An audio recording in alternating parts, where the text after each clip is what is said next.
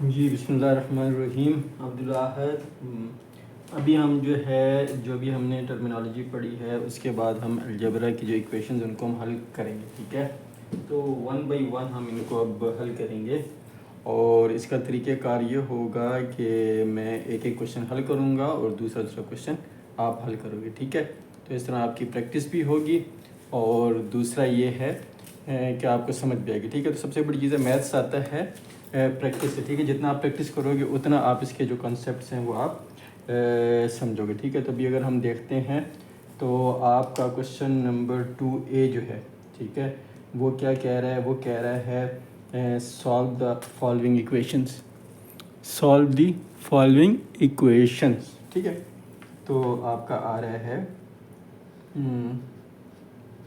Solve the following equation. ठीक है, तो पहले था कि राइट द इक्वेशन, आपने सिर्फ इक्वेशन लिखनी थी, उसको आपने सॉल्व नहीं करना था, वो आपको आ गया। तो अब सेकंड में हम वो कह रहे हैं कि इसको आपने हल करना है। तो सबसे बड़ी बात है नंबर 1 ये है, question number 2A is equal to x plus 2 is equal to 7। हमें ये एक इक्वेशन दी हुई है तो हमने इसको सॉल्व करना है। तो हम क्या करते हैं, हमेशा x क्या होता है, वो वैल्यू होती है जो हमने फाइंड करनी होती है, मतलब कि जिसे हमने ढूंढना होता है, ये वो वैल्यू होती है। तो ढूंढने का मतलब क्या है कि मैंने कहा था कि इक्वेशन की इस तरफ जो लिखा है वही बराबर होता है इक्वेशन के उस साइड पे लिखे हुए को। तो हमने जिस चीज़ को मालूम करना होगा उसको हम यहाँ छोड़ देंगे, बाकी को हम वहाँ पे ले जाएंगे। तो सिंपल, तो इसे क्या करेंगे, x है, ये +2 है, वहाँ पे जाके क्या हो जाएगा -2। मैंने क्या कहा था, जो यहाँ प्लस हो रहा है वो वहाँ जाके माइनस होगा और जो यहाँ माइनस हो रहा है वहाँ पे जाके प्लस होगा। तो x इज़ इक्वल टू 7 - 2। तो x इज़ इक्वल टू 7 - 2 क्या आ गया 5। साइन किसका लगेगा, बड़े का 7 बड़ा या 2, 7 क्या साइन है प्लस, तो हमें वो लिखने की ज़रूरत नहीं, ये आपका हो गया आंसर। ठीक है, सेकंड क्या है आपका बी। ठीक है, आपका बी पार्ट है 3x - 1 is equal to 3x - 1 is equal to 23। ठीक है, तो ये कौन करेगा, अब्दुल अहद अंसारी, ये आप खुद करोगे। ठीक है, ठीक है, ये आपने खुद करना है। ओके, तो अभी इसके लिए मैं क्या काम करता हूँ, आपको हिंट्स दे देता हूँ। ठीक है, कि पहले आपने खुद हल करना है, उसके बाद फिर आपने इसका आंसर चेक करना है। ओके, पहले इसको नहीं चेक करना। तो हम क्या, जो हमने एक्स क्या है, ये वैल्यू है जो हमने मालूम करनी होती है। ओके हो गया, आसान हो गया। तो हम एक एक करके हम चीज़ों को हल करेंगे। ठीक है, अब ये क्या -1 है, तो पहले हम 3x को यूँ ही लिख देंगे। ठीक है, ये -1 है, ये वहाँ पे जाके क्या हो जाएगा +1, 23 + 1। तो ये क्या आ जाएगा 3x इज़ इक्वल टू 23 + 1 क्या हो जाएगा 24। अब देखो ये 3 इसके साथ क्या हो रहा है अब्दुल्ला, ये 3 इसके साथ क्या हो रहा है बताओ, यस मल्टीप्लाई हो रहा है। ये क्या हो रहा है, मल्टीप्लाई हो रहा है। और ब्रैकेट से पहले भी अगर कोई चीज़ लिखी हुई आ रही है, इसका मतलब क्या है, कोई अगर साइन बीच में नहीं आ रहा है, प्लस माइनस डिवीजन, तो ये क्या हो रहा है, ये मल्टीप्लाई हो रहा है। तो जो चीज़ यहाँ पे मल्टीप्लाई हो रही है वो वहाँ पे जाके क्या होगी, जो चीज़ यहाँ मल्टीप्लाई हो रही है वो वहाँ पे जाके डिवाइड होगी। ठीक है, और दूसरी बात मैंने ये देखा, जब आप मुझे वो लिख के भेजा, आप x यूँ लिखते हो, ये x ऐसे नहीं लिखते, जो ये इसका मतलब है मल्टीप्लिकेशन। आपने x हमेशा यूँ लिखना हो। क्वेश्चन हल करते वक्त आपने अपनी राइटिंग का बहुत ख्याल रखना है। ठीक है, तो सिंपल, ये 3x, ये 3 यहाँ मल्टीप्लाई हो रहा है, हमें 3 यहाँ पे नहीं चाहिए क्योंकि हमने x की वैल्यू निकालनी है और हमें x यहाँ पे अकेला चाहिए। तो हम x को इधर ही लिखेंगे और 24 डिवाइडेड बाई 3, यहाँ मल्टीप्लाई हो रहा है, वहाँ जाके क्या हो जाएगा, डिवाइड हो जाएगा। तो हम क्या करेंगे, हम x का टेबल पढ़ेंगे, 3 का टेबल पढ़ेंगे, 24 को 3 पे डिवाइड करना है ना। तो हम नॉर्मल क्या करते, शुरू में हम यूँ करते थे कि इस तरह हम डिवीजन करते थे ना। तो अब आप बड़े हो गए, तो पहले हम यूँ क्यों करते, 24 यूँ करके हम 3 कर, तो 3 का हम टेबल पढ़ते थे, या 24 है या 24 से कम है, तो 3 8 जार 24, क्या बचा 0, ऐसे ही है। तो अब हमने क्या काम करना है, अब हम बड़े हो गए, अब हमने यूँ करना है कि ये क्या 3 1 जार 3, और 3 का टेबल पढ़ना है, या तो 20 इस तरह की डिवीजन में पूरा पूरा आना चाहिए। अगर पूरा पूरा डिवाइड नहीं हो रहा है फिर हम इसको नहीं, वो हम फिर इसको लिखेंगे। ठीक है, ऐसे ही हम इसको छोड़ 3 1 3 3 8 जार 24, so x is equal to 8। तो आपका आंसर क्या आ जाएगा 8। समझ आ गई। ये क्वेश्चन आपने तब करना है जब आपको समझना है। पहले आपने ये क्वेश्चन लिख लेना है, हल करना है, उसके बाद फिर आपने सेकंड उस क्वेश्चन के ऊपर जाना। ठीक है, इसको एक दफ़ा और से देख लो। ठीक है, तो बाकी आपको इसका वो भी आ जाएगा ये।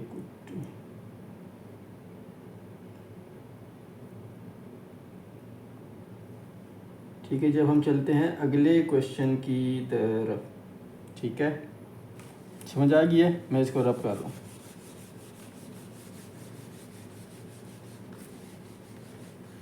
समझना चाहिए। ये क्वेश्चन आपने देखना है और इसको बार बार आपने हल करना है। ठीक है, अब आपका जो आ रहा है क्वेश्चन नंबर ये क्या है, ये सी है। क्वेश्चन नंबर सी बहुत इजी है। इसको गेम की तरह करोगे तो आपको समझ आएगी, अगर टेंशन लेके करोगे तो नहीं आएगी।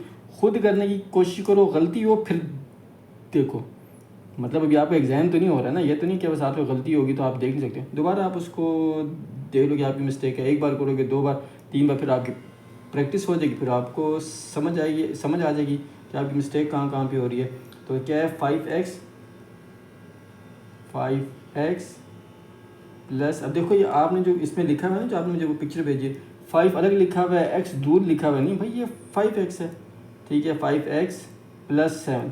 अब फिर क्या इज इक्वल टू, अब इज इक्वल टू के साथ ही आपने 2 लिखा हुआ है और दूर करके आपने कोई और लिखा। तो इज इक्वल टू थोड़ा सा गैप दे के 2 और x प्लस 2। ठीक है, ये आपका क्वेश्चन नंबर सी है। तो हमने किसकी वैल्यू निकालनी है, x की। किसकी वैल्यू निकालनी है, x की हमने वैल्यू निकाल। तो हम x को एक तरफ पे कर लेंगे, बाकी सबको हम उस तरफ ले जाएंगे। जो प्लस है वो माइनस हो जाएंगे, जो माइनस उनको प्लस कर देंगे। जो इधर मल्टीप्लाई हो रहे हैं वहाँ जाके डिवाइड हो जाएंगे, जो वहाँ मल्टीप्लाई हो रहे हैं इधर आके डिवाइड हो जाएंगे।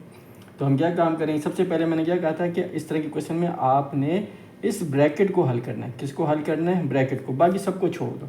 आपने लिखना है इस तरह 5x plus 7 is equal to, अब ये क्या हो रहा है, इसके साथ मल्टीप्लाई हो रहा है। तो ये 2 इसके साथ भी मल्टीप्लाई हो रहा है और इसके साथ भी हो रहा है। और इसका साइन क्या है, प्लस, तो ये साइन इससे भी मल्टीप्लाई होगा और इससे भी अब मल्टीप्लाई होगा। तो 2 को s से मल्टीप्लाई करेंगे तो क्या आ जाएगा Abdullah, 2x plus into plus plus 2 2 ज़ा 4। देखो ये ब्रैकेट हमने खोल दी। समझ आ गया, ईजी है ना, कि अब मुश्किल तो नहीं है। फिर क्या है, अब देखो ये दोनों एक ही तरह आ गया, इसमें कोई ब्रैकेट नहीं है। तो हम x वालों को एक तरफ कर देंगे, दूसरे नंबर्स को हम दूसरी तरफ कर देंगे। अब ये 5x को हम इधर ही रहने देंगे। ठीक है, अब ये 2x है, ये हमें कहाँ चाहिए, हमें इस तरफ चाहिए, क्योंकि ये क्या x है। तो प्लस 2x है, जब ये इस तरफ आएगा तो क्या हो जाएगा माइनस 2x। क्या हो जाएगा माइनस 2x, और ये 4 अपनी जगह पे ही रहेगा। अब ये प्लस 7 है, ये वहाँ पे जाके क्या हो जाएगा -7। समझ आ रही है। इसको भी एक दफ़ा चेक कर लो कि अगर कोई प्रॉब्लम हो रहा है तो मुझे बता दो। यहाँ तक ओके, ठीक है। अब इसको आगे हम दूसरे पेन से हल, दूसरे कलर से हम हल करते हैं ताकि थोड़ा सा फ़र्क आ जाए। ठीक है, ये क्या आ गया। अब देखो x के साथ प्लस और माइनस हो सकता है, वो ये हम पहले पढ़ चुके हैं। अगर आपने वो उनकी अगर आपने प्रैक्टिस नहीं की है तो फिर यहाँ पे प्रॉब्लम होगी। क्या कहा था, x के साथ प्लस या माइनस हो सकता है। ठीक है, अगर ये x स्क्वायर होता तो फिर ये इसके साथ माइनस या प्लस नहीं होगा, सेम होगा। बाकी ये तो नंबर है, ये तो ऑलरेडी आप प्लस माइनस कर सकते हो। तो 5x माइनस 2x, 5 में से 5x माइनस 2x, तो 5 में से 2 गया कितना आ गया 3। ठीक है, कितना आ गया 3। साइन किसका लगेगा, बढ़ेगा, बड़ा क्या है 5, तो प्लस है, हमें वो लिखने की ज़रूरत ही नहीं है। तो 4 ये आ जाएगा आपका x, सॉरी। ठीक है, तो इसको सही नहीं लिखा जा रहा, ये आ जाएगा आपका 3x। ठीक है, इज इक्वल टू, अब ये देखो ये समझने वाली बात है, बच्चों वाली अब चीज़ होनी चाहिए। ये क्या है, प्लस इंटू माइनस, माइनस होगा। तो 7 में से 4 गया, 4 5 6 7, क्या आ जाएगा 3, माइनस किया, लेकिन साइन किसका लगेगा, बढ़ेगा। 4 बड़ा या 7, 7, तो 7 का साइन क्या है माइनस, हम माइनस लगा देंगे। अब हमें ये 3 भी नहीं चाहिए यहाँ पे, क्योंकि हमने तो इसकी वैल्यू निकालनी है कि x की वैल्यू क्या होगी। तो ये 3 यहाँ पे क्या हो रहा है, मल्टीप्लाई, वहाँ पे क्या हो जाएगा डिवाइड।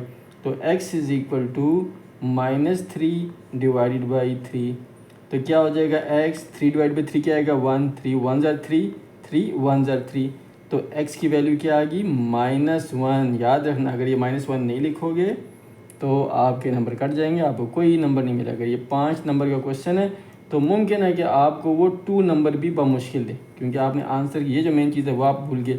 ये मेन चीज़ है। तो ये जो मैं आपको हाईलाइट कर रहा हूँ, देखो ये बहुत समझने वाली चीज़ है, ये बहुत समझने वाली चीज़ है, और ये देखो ये समझने वाली चीज़ है। समझ आ रही है? तो ये चीज़ें आपको अच्छे तरीके से समझनी। कौन सी? ये वाली, ठीक है, -3। ये इसको इस पर जब आप डिवाइड करोगे तब ये तब आपको आएगा जब आप इसकी प्रैक्टिस करोगे। समझ आ रही है? इसको एक दफ़ा देख लो, गो थ्रू कर लो, फिर मैं अगले क्वेश्चन की तरफ जाऊंगा। ठीक है, अगला जो क्वेश्चन है वो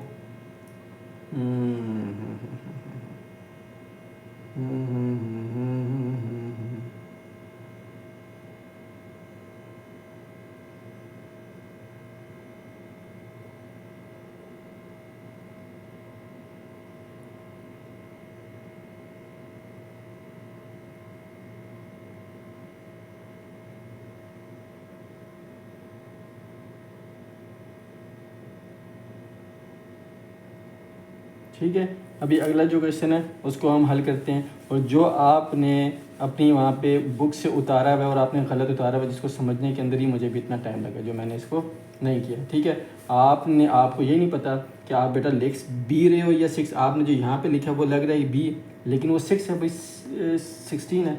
मैंने कहा भाई ये बी कहाँ से हो गया भाई? तो क्वेश्चन को समझना और लिखना बहुत ज़रूरी है। देखो मेरा काम है आपको अच्छे तरीके से समझा देना बेटा। अगर इसके बावजूद भी अगर आपको समझ नहीं आएगी और आप केयरफुल नहीं रहोगे तो फिर तो मिस्टेक आपकी है। ठीक है, फिर तो इट मीन्स कि प्रॉब्लम आप में, टीचर में तो प्रॉब्लम नहीं। टीचर ने वहाँ पे 16 लिखा हुआ है, लेकिन आपने 1 भी लिखा हुआ है। ठीक है, तो ये क्या है जी? क्वेश्चन आपका है डी। ठीक है, क्वेश्चन डी है, क्या है? 13T। इसलिए मैं कहता हूँ कि अपनी राइटिंग पे हर बच्चा बहुत तवज्जो दे। -14 is equal to 3T plus ये 16 है, और ये आपने जो लिखा हुआ है वो लिखा हुआ है कि ये 1B है। समझ आ रही है? अब इसको हल करते हैं। ठीक है, तो कैसे हम करेंगे हल?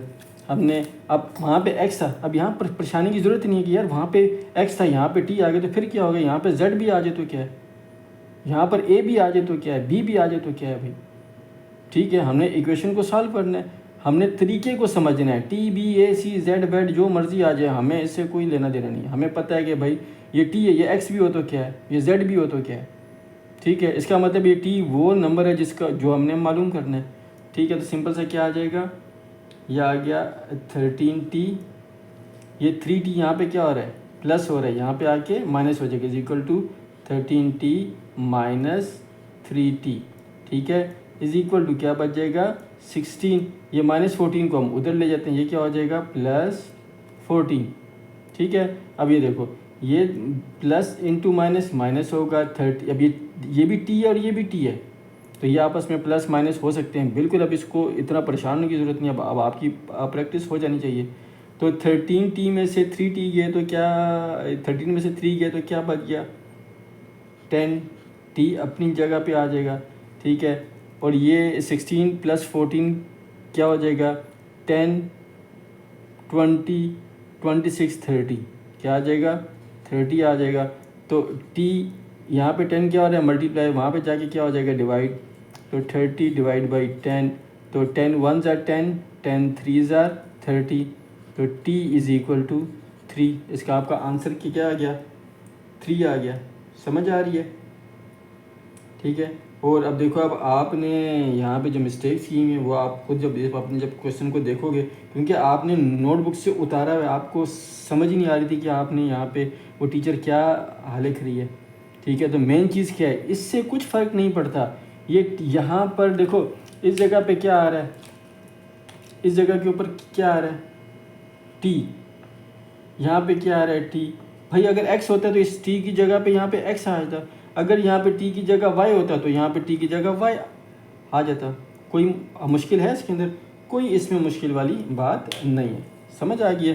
तो ये क्वेश्चन आपने खुद से हल करना है, खुद से इसको करना है। फिर जो समझना है तो फिर आपने इसको देख लेना है कि बाबा ने कैसे किया हुआ है। समझ आ रही है? चलो अब इसको एक बार इसको देख लो, फिर हम अगले की तरफ जाएंगे। ठीक है।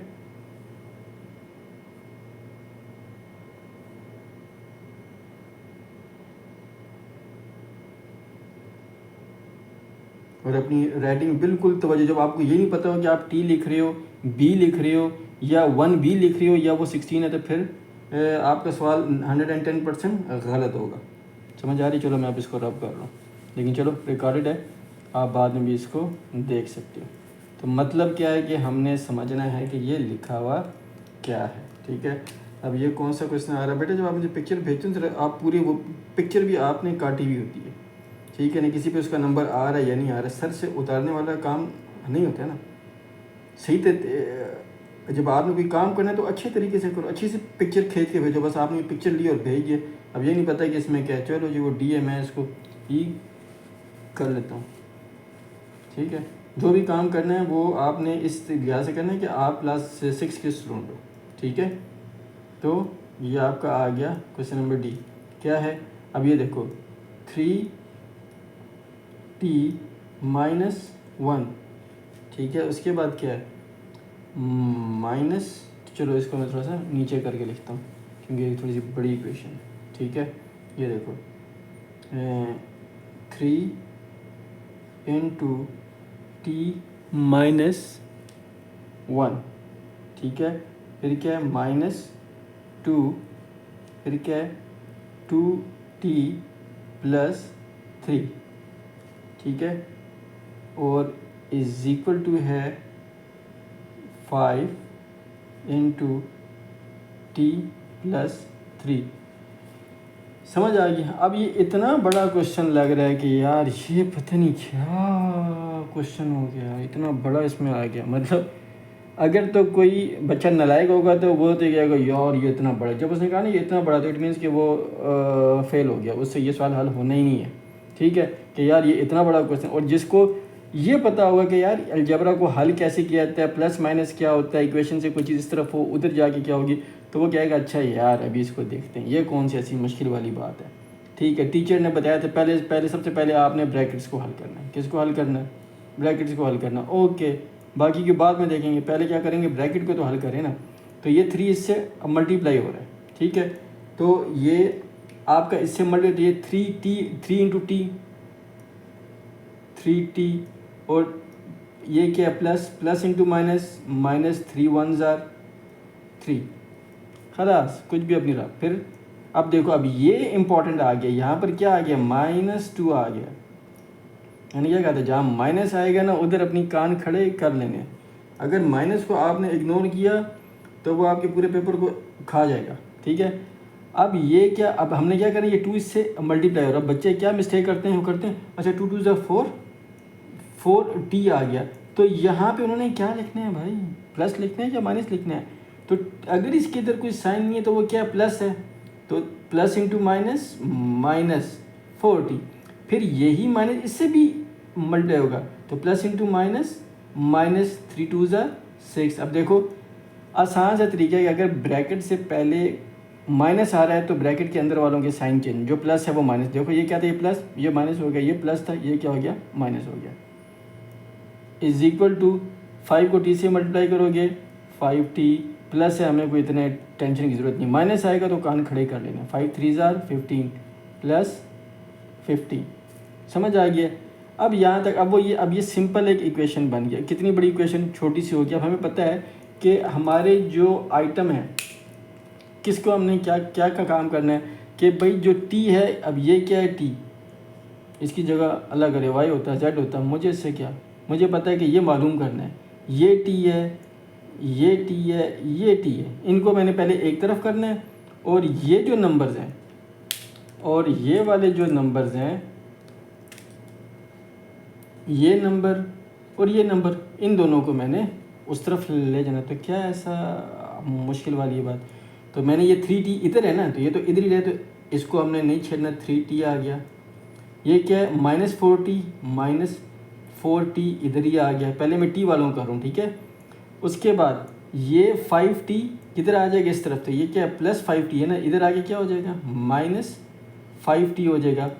ये इज इक्वल टू का हमने साइन लगा दिया, ये क्या आ गया 15।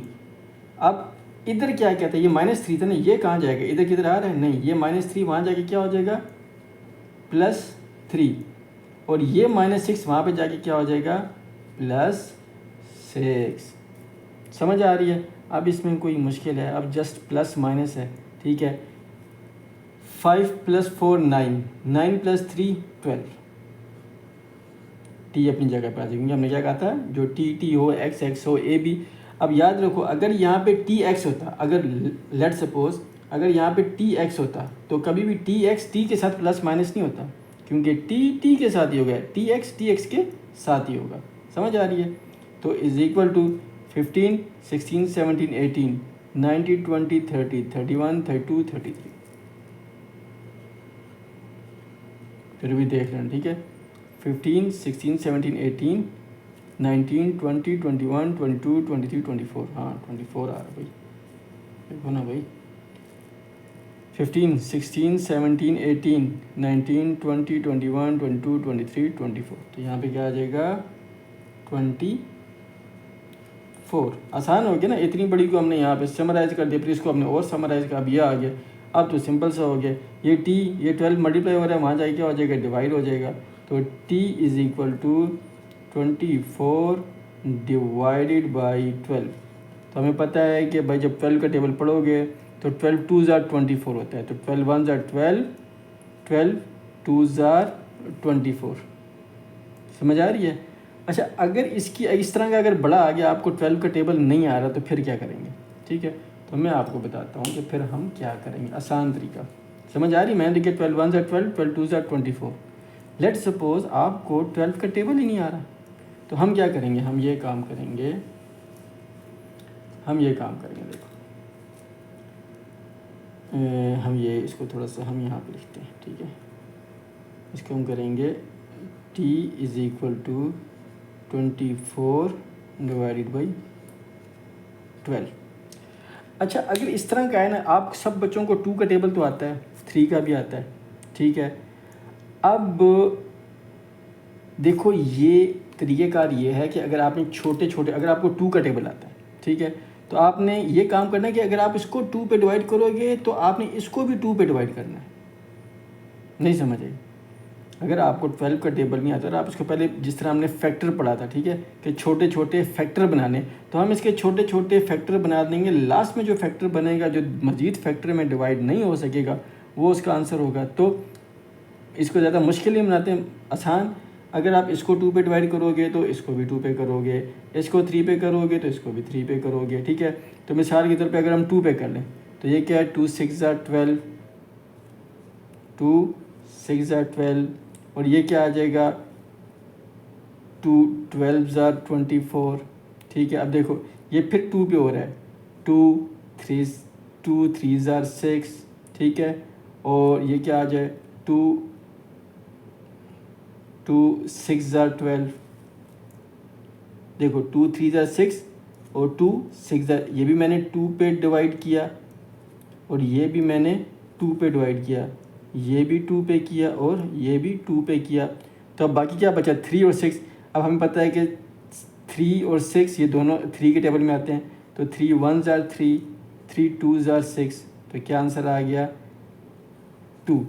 तो t इज़ इक्वल टू 2, ठीक है। इसको मैंने छोटे छोटे फैक्टर्स में किया। अगर नहीं आप करते जो मैंने पहले वो किया था, देखो उसका भी आंसर क्या आना चाहिए, ये आना चाहिए, ठीक है। 24 डिवाइड बाई 12, तो 12 1 ज़ार 12, 12 2 ज़ार 24, क्या आंसर है, 2। इधर क्या आंसर में कोई फ़र्क नहीं आएगा। अच्छा, एक और चीज़ हम जो है चेक करते थे कि अब लेट सपोज आपने ये क्वेश्चन कर लिया, और आपको कैसे पता चलेगा कि आपका क्वेश्चन ये ठीक है या गलत, ठीक है। ये क्वेश्चन आप पे अगर आप लोगों का इंटरेस्ट होगा, तो आप मुझे बताओगे, मुझे कमेंट करोगे, या मुझे रात आप मैसेज करोगे, तो फिर मैं उसकी वीडियो बनाऊंगा कि जिससे हम कहते हैं कि रीचेक, कि आपको खुद पता होगा आपका क्वेश्चन ठीक है या गलत है, ठीक है।